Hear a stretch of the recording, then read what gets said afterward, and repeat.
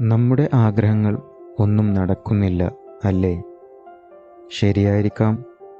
പക്ഷേ എനിക്ക് എന്താണ് തോന്നിയതെന്ന് നിങ്ങൾക്കറിയാമോ? നമ്മുടെ ആഗ്രഹങ്ങളെല്ലാം നടക്കുന്നുണ്ട്, പക്ഷേ നമ്മുടെ ആഗ്രഹങ്ങൾ അനുദിനം വർദ്ധിച്ചു വരികയാണ്. അതുകൊണ്ട് തന്നെ പഴയ ആഗ്രഹങ്ങളെ നിങ്ങൾ മറന്നുപോയിട്ടുണ്ടെങ്കിലോ എപ്പോഴെങ്കിലും നടന്നിട്ടുണ്ടാവാം.